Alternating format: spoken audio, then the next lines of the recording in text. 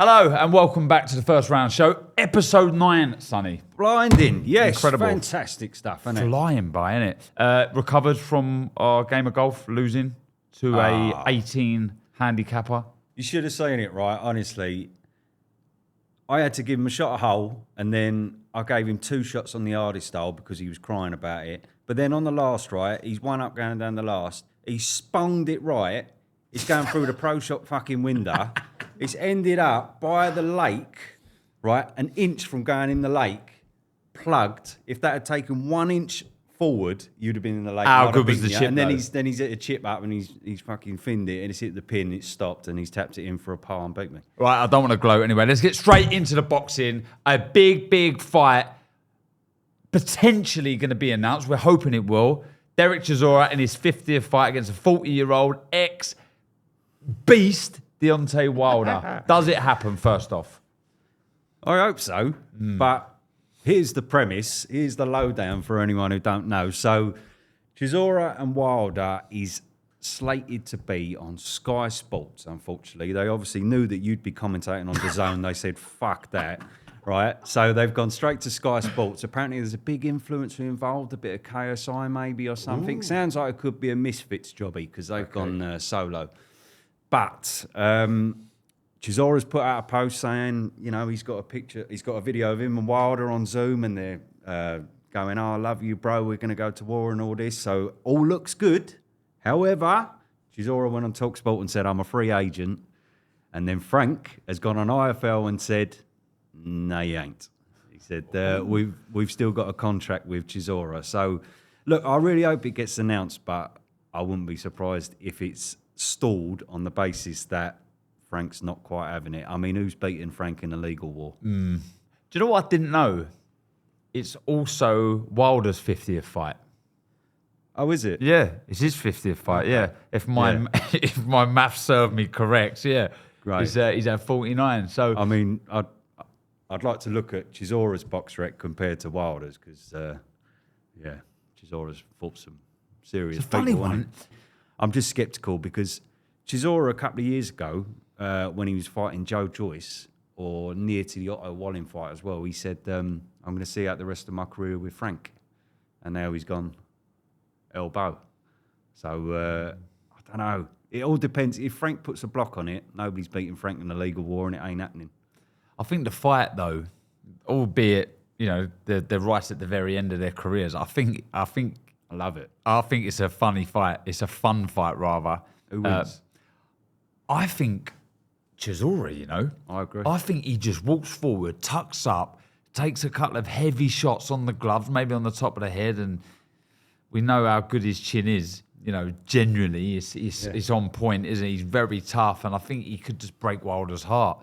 I agree. But does he have the opportunity to land that one shot for the last time? By the way, I don't believe it's there. No, you don't think it's there? I ain't seen it for years. Nah. I ain't seen it for years. I had this argument with Tony Bellew when we done that debate thing, and he said Wilder's the biggest, and I was going, it don't matter what I fucking say, but I was saying like, well, he was, but you ain't seen him throw that right hand with mean intentions for years. He couldn't throw it against Parker. He couldn't throw it against Zhang. He couldn't throw it against Ardon or Herndon, whatever his name is. But he couldn't. You know what I mean? Herndon, Wilder's fought a lot of easy fights in his career. He had an easy fight against Herndon. Imagine what that Wilder from 10 years ago would have done to Hardon. All right, okay, I'll ask you this then. Who wins, Prime Chisora or Prime Wilder? Prime Wilder, I think. See, there you go. Him. Yeah, but he ain't here anymore. It's like saying who wins, you or no, but you were just digging out frigging Terence Crawford. You was digging out his record, or just it's not a good record. Okay, it's a bad record. And when he's fought one top 10, and it's a dubious top 10. Luis Ortiz, he's beaten one top 10, sorry, and that's a dubious top 10. If you can't look, I mean, I would count him in top 10, Luis Ortiz, when he was 6 years ago. But he's never beaten a top 10 other than that, has he? So it's not a good record. However, yes, Prime Wilder was a scary bastard. Let's not beat about the bush. But now I don't think that he don't load up the same. He don't load up the same. He don't throw it the same way. And it's a shame, really. I'm not digging him out for that. He's older. Maybe it's his athleticism. Maybe it's the old ayahuasca, and he was like fucking spun him around the jungle, innit? I don't know. I think but it has a bit. it's not there anymore. What he used to be able to do, it's not there. And I don't mean this is in any offence, but I don't think Malik Scott has been the best fit for him either, because Malik Scott maybe seems to have taken away his one secret weapon, the not so secret weapon. Yeah, then I know Chisora said 50 and out, but if he beats Wilder, would he not be thinking, oh, could get another shot, a world title here? And the same being for Wilder. Does he carry on? If he beats Chisora, does he carry on? Of course they do. You know as well as I do. Like he'll be calling out Usyk's name if Chisora wins, if it happens, by the way. And Wilder will do the same thing. There's too much money in the fight after this fight for the winner. So it ain't going to happen. Like all this retirement bollocks for Chisora. I bet he has another 2 fights. I bet you. Any money. I know what you're saying. Yeah. I'm just thinking as a former fighter, thinking, if I've beaten Wilder, come on, let's give it one more go. I might get a world title shot here. But it's just a lovely number to finish on for both of them. What do you think of Wilder using it as a warm-up for Usyk, as he calls it? Stylistically, they're very similar, Chisora and Usyk, so it makes sense.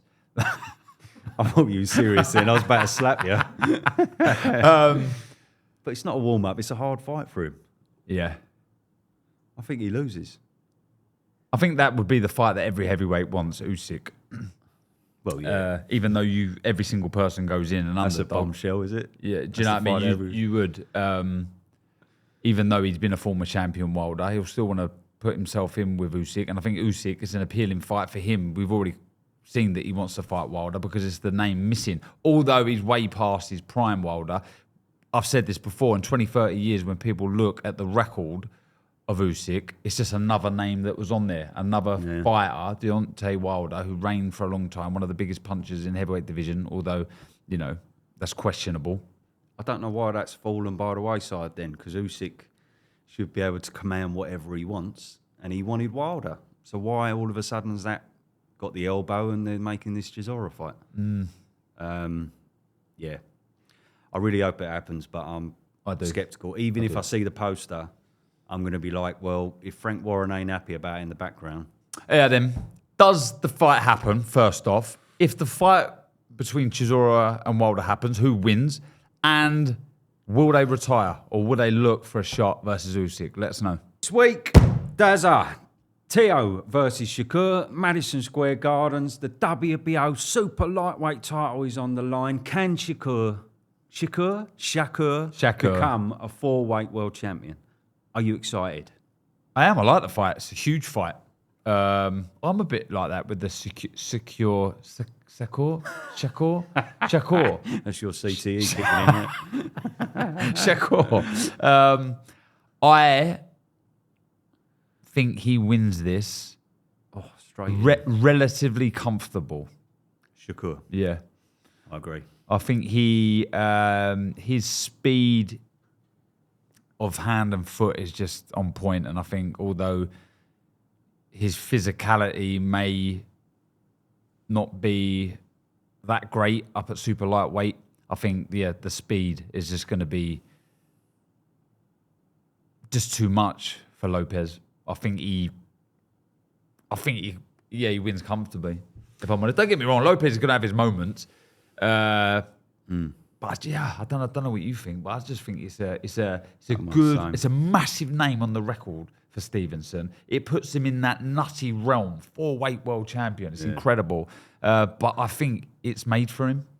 Yep, I totally agree. Yeah, I think he is incredible. He has bored me to tears in some fights, especially the De Los Santos fight. But no qualms about it. The man is an incredible master technician at what he does. Yeah. And I've never seen him put a foot wrong. I genuinely haven't really ever seen him put a foot wrong, and I don't think he's going to do it now. I know this is maybe a step up. It's certainly a step up in weight division, but I don't think he's going to get hit. I just don't. I don't think the power is not a worry in my mind, because I don't think he'll reach him. I think he'll always be out of range and just too good, too quick. And Teo has made errors in the past. He has, had some problems in the past, albeit different weight classes, I know. But, yeah, Teo is just outstanding at what he does. And he's got a foolproof method in my mind of not being able to lose.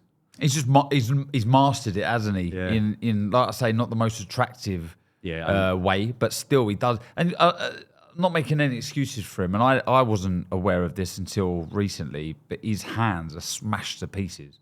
Like Stevenson's, they're so bad. They are so bad. Yeah, really, really bad hands.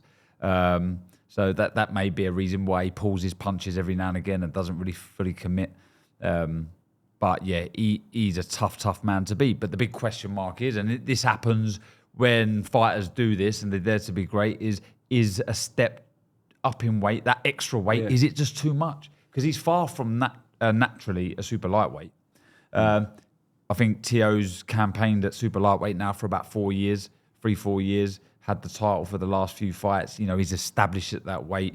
I think even when he's suffered defeats, Lopez, he's always sure of himself, cocksure of himself, believes in himself. And he's going to go into this fight thinking he can upset the apple cart, because I think Shakur Stevenson goes in favourite, in my opinion. I just think, I think he looks $1 million and gets the job done and becomes, well, for sure, a future Hall of Famer. He's probably already that. Is he freeweight world champion? Yeah, he should be, shouldn't he? Look, the only thing he's got to worry about in my mind in this fight is the power, really. And some people may disagree with that because he's very good, Teo, but I see Shakur being on another level myself. And, I just don't think he's going to get hit. I really don't. I think he'll just do what he does every single other fight and walk away with a unanimous decision, and that'll be that. Okay, right, let's paint a picture now then. So that happens. Stevenson wins the fight. You're Eddie Hearn. You look after Shakur Stevenson. He then has 3 champions in the division. Richardson, Hitchens, Dalton Smith, who looks epic last time out. How do you manage that crop there? Or do you just say, look, lads, I know you all have dreams of Dalton unifying Smith or being undisputed champ. Let's make these fights happen. We're all grown men here. Let's make these fights. I couldn't give an arse about Richardson, Hitchens going in with Shakur. I couldn't give a monkeys about that. But obviously, and that's not the UK bias that I want Dalton there. It's just that I see Shakur pissing that all day long. But the Dalton Smith one is very interesting. Again, like, with no disrespect to Dalton Smith, he would go in as a favourite, Shakur, obviously. Yes. He would. But Dalton Smith, as we've seen, can fight every which way he needs to. He can brawl. He's got unbelievable chin. He can go in there and box you as well.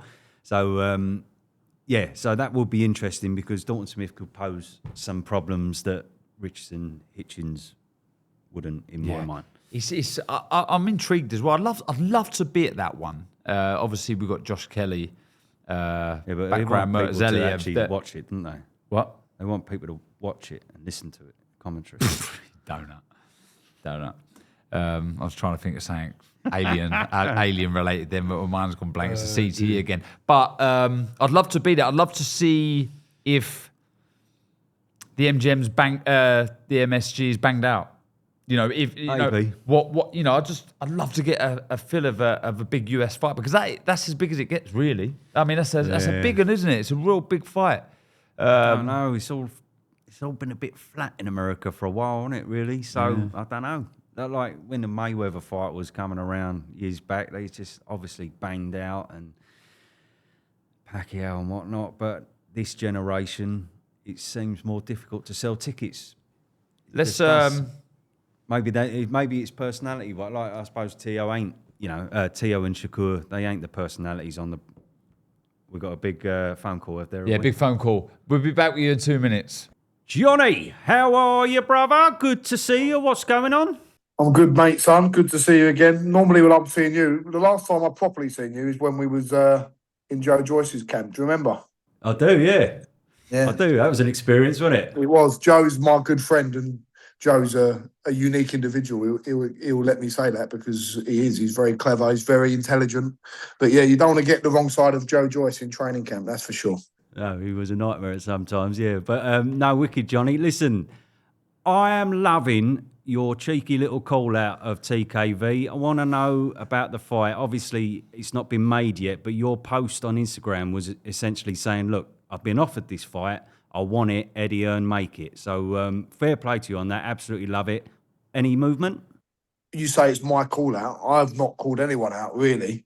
TKV and his team asked to fight me. And listen, there's other arguments. You've got Dave Allen, who could probably have that fight. You've got Dakers, who probably deserves a shot at that fight. But I'm not really the guy to be offered that. I've not called it out. I've been asked to fight. So as a boxer, if you're offered a chance like that, you take it, don't you?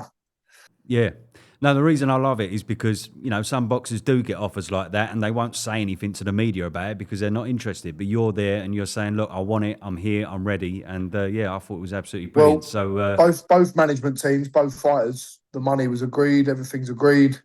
That's normally the hardest part. So that's done. I'm just waiting to the promoters to do their bit, which it should be easy enough once both guys have agreed and both guys want the fight. We were interrupted there by Johnny, but it was a good interruption. Nice to speak to him. Just on the Teo fight, obviously, mega fight. Can't wait for it. And so we're both going Shakur. Yes, definitely. Yeah. So that one is the second fight on Saturday. Yeah, just on Johnny, though. Yeah. You're loving the TKV fight? I do. Well, look, do you know what? Dare to be great. Yeah. Not everyone's ceiling's going to be a world title. And do you know what? Fair play to him. What a lot of pressure he's had to deal with so early on with that limited experience. Is to sort of, don't get me wrong, that pressure is a privilege to a degree. To have that kind of fan base and be able to sell out the Copper Box is a real buzz. Certainly when you don't have the pedigree that lots of fighters do. Olympians and ABA champions and this and that's. A good luck to him. And why not? Why not go in there? Why not go in there and try and win a British title, which would be incredible? I mean, he must look at the career of Fabio Wardley and think anything's possible. Inspirational. Anything is possible here. As I said to him there, I love the fact that he called it out because you see it so often. Like fighters get offers and you don't hear about them because the fighter don't want to mention it or, they want to price themselves out and all that. It's all behind the scenes. The fact that he's got that offer, he's gone, bosh, Instagram. Everyone now knows that he's been offered that and he's saying, I want it. So if there's any bum fluffery around it, it's not me because I'm saying I'm there, I'm ready, I'm done. I want it. And so I love it. It's a tough fight. Exactly what I was about to say. It is a tough fight. I rate Jamie TKV. I think he's a decent fighter. People forget he was a decent amateur. He's got quick hands. He can move. He's all right. We see him against David Adelaide. A lot of controversy in that fight. He's a good fighter. He's a very good fighter.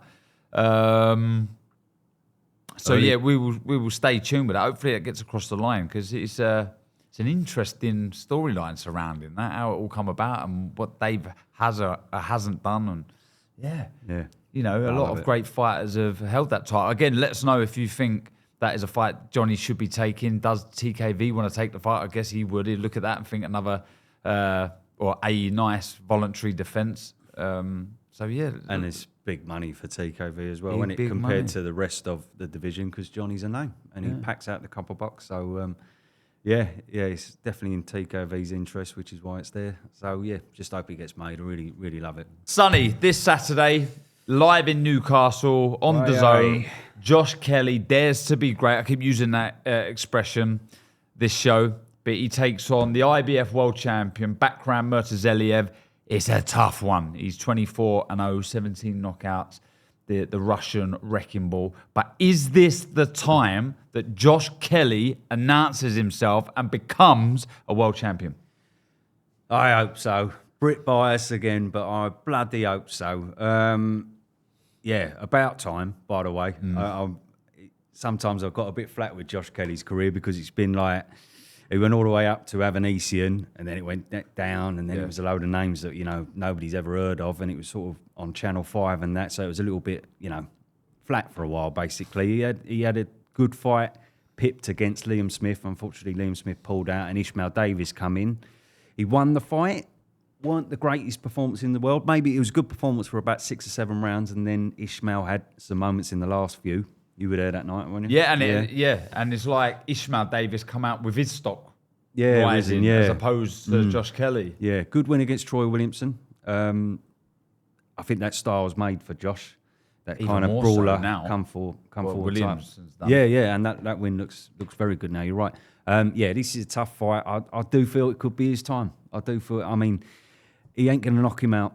I don't think. I think it's gonna be a decision win if he can get it. But yeah, he is slick enough to do it. He looks incredible sometimes. Josh Kelly, like unbelievable. Like the slickster on him, he's unbelievable. But yeah, he's just got to watch out for that right hand all night. This guy's a beast. The way he dismantled Tim Tszyu last time out was just disgusting. Serious. Fucking naughty.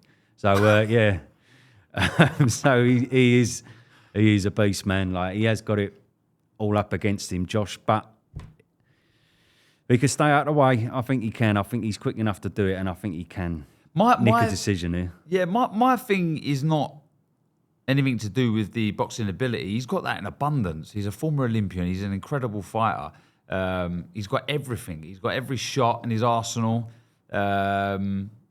He's experienced enough now, isn't he, as he's well? Experienced. If he's ever to do it, it's now. Yeah. Okay, regardless of who he's fighting. My issue and concern, and I think he'll be the first to admit this, was there's mental frailties. Avanesian. It was the belief before and after that. And I've had a lengthy conversation with Josh Kelly. I see him at Euston Station once. The train was delayed and we were waiting for ages. And I was picking his brains on what this would mean to him and what has been the stumbling block. And I think he basically alluded that he's sometimes fearful of losing.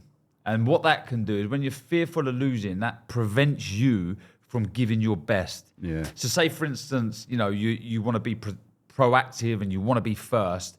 That fear of losing may stop you or hold you back a little bit from really committing to the shot at not so much the fear of what's coming back, but the thought that if I really commit and I overstretch with a shot here, I may get countered. And that just holds you back ever so slightly. And I think somehow you've got to stay present. You've got to stay in the moment. And you've got to ignore all of that outside noise, all of that stuff that you're feeding yourself as well. And just do you.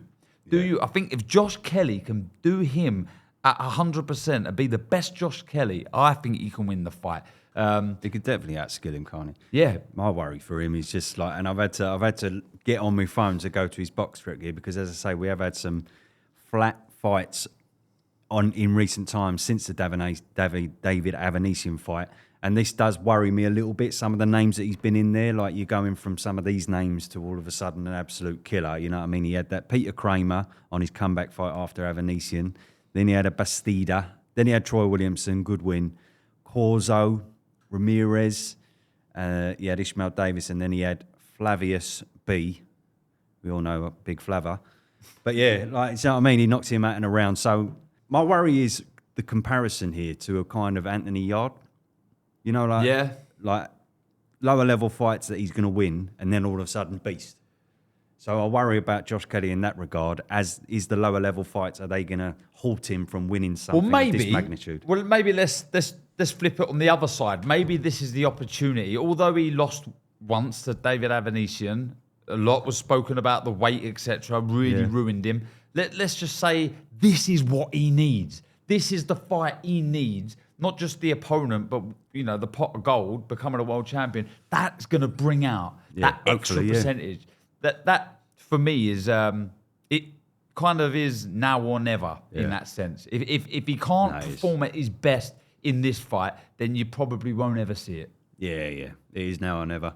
Let's fucking hope it's now. Yeah. Do you know what? I think he can be a little bit misunderstood, Josh Kelly. He's a really, really good lad. He's a nice fella. Yeah. It's his time now to realise a dream. It's his time now to show not just everybody, the world, but himself that he is deserving of being a world champion. So I really look forward to that. It's a good show. And on the chief support. Big crowd behind him as well. That's crowd. One thing he didn't have in the Avanesian fight, funnily enough. Yeah. Because that was behind closed doors, wasn't it? Lockdown. Yes. So you never know. That might spur him on a bit.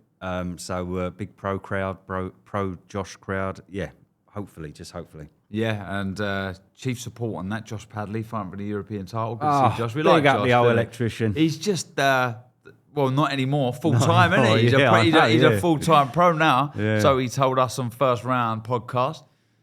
Leo Atang. Yeah, Leo Atang, the future. We were speaking about him on the way up, weren't we? So exciting to have a young heavyweight that ticks every single box. Yeah. Personable, electric, powerful. It's like I say, he's the total package. And us as boxing fans and media and everyone out there, we want someone like that. Yeah. And we've got one. Absolutely, yeah.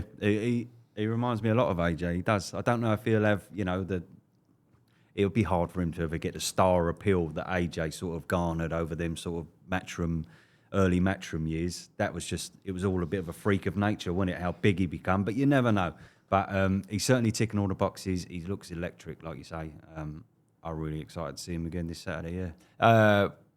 Hopefully get Eddie on one day soon. It'll be interesting to pick his brains on what the future looks like for Leo Atang. Campaigning over 4 rounds at the minute. When does he step up to 6? And is pulling on the reins with someone like that, because once you step up at level, you can't then drop back down unless you lose. And they obviously don't want him to lose. I'm interested to see where what the next 2 years looks like for Leo Atang. And I'm sure it's just activity, slowly step it up, because there's no rush, is there? Yeah, exactly, yeah. Yeah, love it. And on the undercard, your favourite female boxer ever. Oh, Turhan. Elif Turhan. Yeah. I shall be watching her, let me tell you that. Yeah, brilliant. Yeah, she's in with Taylor Jensen. Reignited women's boxing for me. Brilliant. Yeah, I'll say it again. I reckon she'd batter you, I reckon. Do you reckon you could last 90 seconds against Turhan? Probably not, no. Yeah, so that is Saturday night. Let us know what your favourite fight on the card is. Can Josh Kelly realise a dream and become a world champion? It was their first show on Saturday. Dana was there in all his glory. Ocampo and Walsh. Walsh wins. But yeah, I just want to get your thoughts on it, because I'm confused. My head's all over the gaff with it. You're asking the wrong man then. First off, so is Walsh like the top of the league or something? Is it a league? Is that what this was? This weren't no league. There was no belt on the line. There was no league part of it. There was no nothing. That's what I mean. It's so confusing. It was a different. So I thought it was a completely different format to what we used to. It's supposed to be. Look, if you go by what Dana's been saying in the build-up to this over the past 6 months or what, it's like, well, it's going to be a league. It's going to be 50-50 fights, which I'll give them that. It was a tight fight. Okay, but any promoter could put on a tight fight. They want it to be a league. They want the belt to be at the end of it. But this was not part of the league. There was no belt. There was no crowd, hardly any crowd. That's where they apparently did the shows in lockdown. This Apex, I don't know anything about it because it's in America. But it was Vegas, right? The show was in Vegas. Was it Vegas? Yeah, I'm pretty sure it was Vegas. Yeah, Vegas. But yeah, no, it's just like everything around it is like surrounding it. What was that for? What was the point? What does Walsh get out of winning that other than just progressing his record? We don't know. And Eddie said it right. He said in an interview, so I'll let you go. Eddie said when everything we do at Matchroom, or Frank does at Queensbury, or Oscar does at Golden Boy, every fight is kind of leading on to something. It's like, well, this is going to be for this belt, blah blah blah. And there are too many belts, I get that, but this is going to lead on to this fight. This is going to give this guy the chance to get in this fight against this opponent. Everyone's going towards something. What did Walsh go towards on Saturday? Look, there's two things you want to achieve as a professional fighter: win a world title, a proper world title. Yeah. Okay. And you want to earn money. Yeah. Am I right in believing that there's kind of like a pay cap as well? Yeah. For this stuff, and when it first there's a pay cap, and you can't win a legitimate world title. So I don't get what the appeal is. I can't achieve either. I can't achieve either. being with Zuffa. This is me as a former fighter. So it doesn't make sense. My goal, I want to win one of those belts, whether it be that, WBO, WBA. That's what I want to win. So does that mean Callum Walsh now has said to himself, sod that, I'm just going to become a star? Like it, And because I don't get it. The same with Jai Opataya. It's a little bit different for Jai because he's become a world champion. He's won a world title. He's reigned number one in the division. So he wants more. Yes, but how is he going to I don't achieve know. more? I'm just a little bit confused. I'm not completely writing it off or rubbishing it because I don't know where it's going to lead to. I think more noise and more people talking about boxing is only a good thing. But I don't understand how they're going to get the fighters to take part in Zuffa shows because the two main components aren't there. So where's the pool of fighters? You're not going to get former Olympians, are you? You're not going to get top-class amateurs going to Zuffa. No. So I'm confused, although I think it's a good thing for boxing. I'm just confused at where it goes. Everyone is. And a big, by the way, I see the talent lineup for the show. You know, you're talking Andre Ward. So Andre Ward's an advocate for it. I'm under no illusions that at some point, a part of it, if not the whole thing, is going to be good. It's going to be very good. Yeah. Purely because Dana White has got a bundle of money. He's got all that Paramount money. He's got that TKO money. He's got Riyadh season money. Turkey's on board and everything. So at some point, something's going to happen. It's going to be pretty big and good. And it's going to be amazing probably. But it's all confusing. It's all a baffling load of shit at the minute because, not a load of shit, but like it's all baffling because the whole premise, there's a headline in one of the papers and it said, Dana White, we will not recognise any of the governing bodies and we will not be working with them. And now you've signed Jai Opataya, whose sole goal is to get the belts, to win all the belts. So you're going against all your premise there. You're looking at getting Usyk on board. That seems to be, some pictures are floating about of that. Wow. Same thing. Usyk, okay, he may be interested in winning the Zuffa belt, but he's going to want to win his old belt that he gave to Fabio Wardley back. He's going to want to compete and keep them current belts that he's got, the WBC, WBO, all of them. So everything that they're doing is going against what their prior principles were. The fighters. No, what Dana's doing. Yeah, Dana's doing. So now I'm trying to think of from a fighter's perspective. So Jai Opataya's thinking, well, look, I've been chasing the Zerlo fight. He wants none of it. Do you know what? Sod it. I've been a world champion. Why not be a pioneer for this new thing that might really kick off? Maybe Usyk might be thinking that. Let's add a Zuffa belt to it. And one day, in 100 years' time, I'll be one of the first ever if it becomes an established brand, which I'm not sure it will because the other governing bodies are always going to be the governors. But Mick Francis, who's Jai's manager or whatever, he was on an interview and he said, no, we've signed with Dana and Zuffa on the premise that we're going to get these undisputed fights. He said, we've done that with that promise in mind. And it's like, well, you've signed with the person that said he's don't want any part of all that. So somewhere along the line, either Dana's gone, do you know what, or someone has gone in Dana's ear and gone, what we were saying about the belts and that ain't going to work because we ain't going to get the names over it. So he's gone against everything he said before. Or it was all done outside of his influence, as in, it could have been Turkey or someone like that has signed Jai to Zuffa, and now Dana's there thinking, bloody hell, what do we do now? Because I said I wasn't going to do that. So it's all a mess. But let us know, is Zuffa boxing a good thing for the sport? Does it push on and become a main player in boxing? Let us know. Episode 9, done and dusted, Sonny. It was a good one. Good one. Always good hearing from Johnny, mate. He's brilliant, isn't he? They're fantastic, that family. So, yeah, love it. I really hope the TKV fight gets made, as I said. Good weekend of boxing, actually. Teo Shakur and Josh Kelly.